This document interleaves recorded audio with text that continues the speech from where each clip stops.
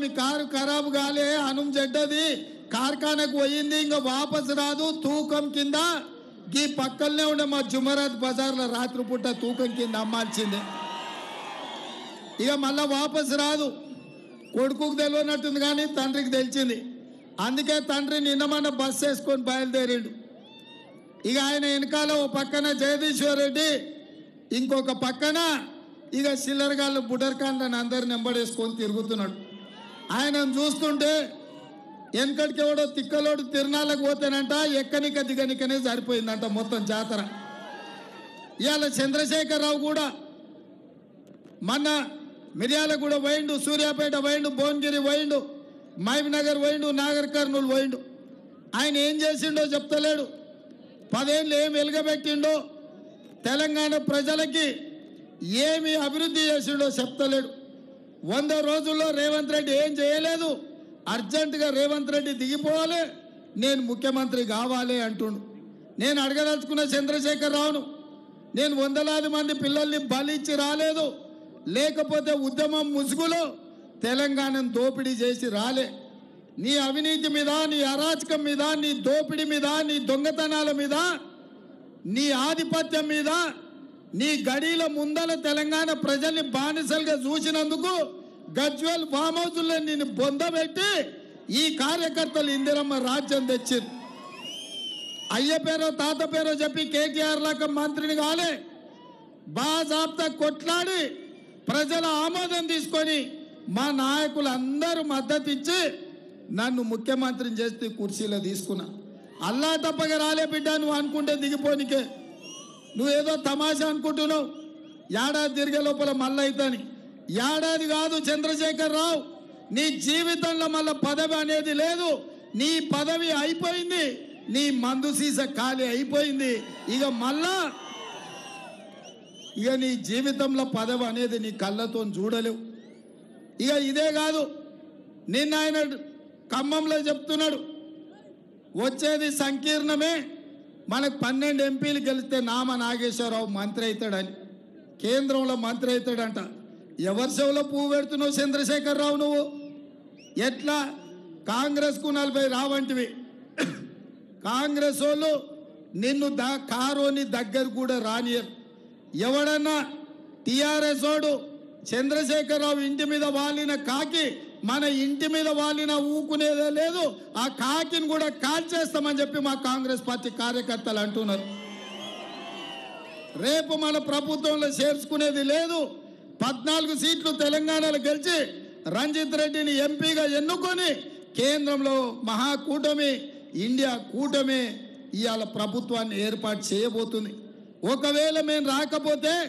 వచ్చేది బీజేపీ కదా మరి మేమేమంటున్నాం బీజేపీలతోని చీకట్ల ఒప్పందం చేసుకున్నాడు బిడ్డ బెయిల్ కోసం ఈ చేవెళ్ల నియోజకవర్గంలో కాసాని జ్ఞానేశ్వర్ను ఒక బలైన వర్గాలకు సంబంధించిన ముదిరాజు బిడ్డను ఎన్నికల్లో పెట్టి ఆయన ఎన్నికలకు కూడా ప్రచారం చేస్తలేరు ఈడ మా అక్క సబితమ్మ పొద్దటి పూటనేమో కారు గుర్తు అంటుంది రాత్రిపూటనేమో కమలం గుర్తు అంటుంది ఇది నిజం కాదా నిజమా కాదా కానీ మొన్న అసెంబ్లీ ఎన్నికల్లో మా లక్ష్మణ్ని ఈ నుంచి గెలిపించనుంటే ఈ నియోజకవర్గం అంతా అభివృద్ధి చేసే అవకాశం ఉండే ఎట్లనో అక్క తప్పించుకున్నది కానీ ఇవాళ సొంత పార్టీ మొత్తం తీసుకెళ్లి బీజేపీకి తాకట్టు పెట్టిరు ఇవాళ విశ్వేశ్వర్ రెడ్డి ఆయన కొండ అనుకుంటుండు మా కార్యకర్తల సంగతి తెలియదు మేము అండగా ఉంటే కొండైనా బండైనా మా కార్యకర్తలు బద్దలు కొడతారు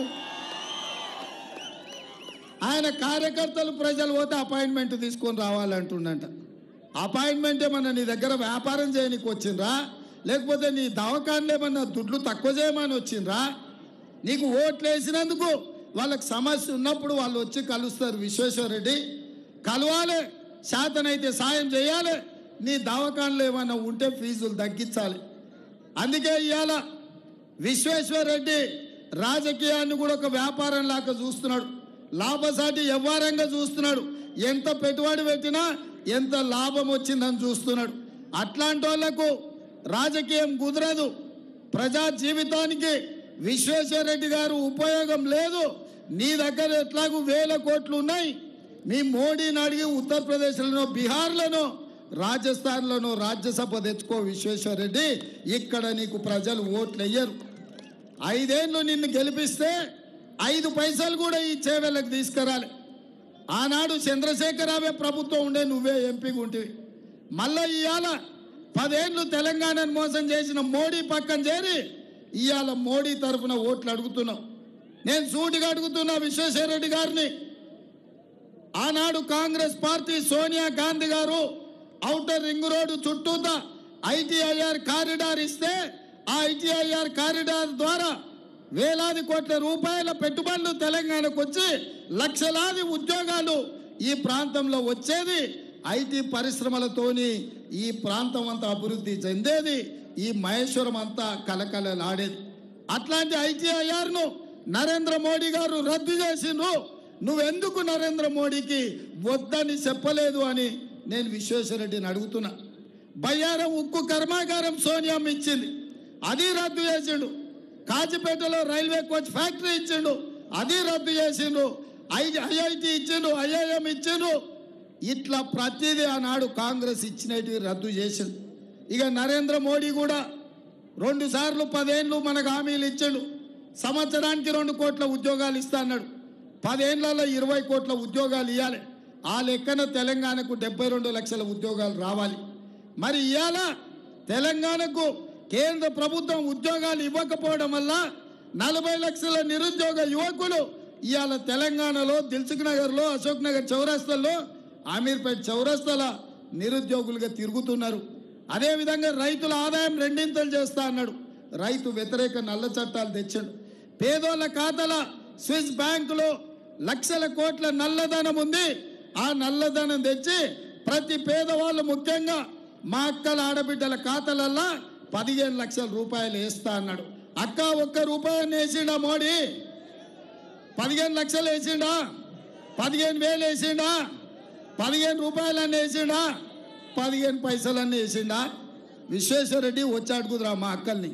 మోడీ గారు దుడ్డు కూడా ఇయ్యలే. ఇట్లా అన్ని రకాలుగా మోసం చేసిండు. మరి ఇవాళ చంద్రశేఖరరావు మోసం చేసినందుకు కర్రు కాల్చి వాత పెట్టిరు. ఇక నరేంద్ర మోడీ కూడా గదే బాటలు నడిచిండు. ఇవన్నీ చూసన్నా ఇవాళ నరేంద్ర మోడీ గారు తెలంగాణకు వచ్చిండ్రు.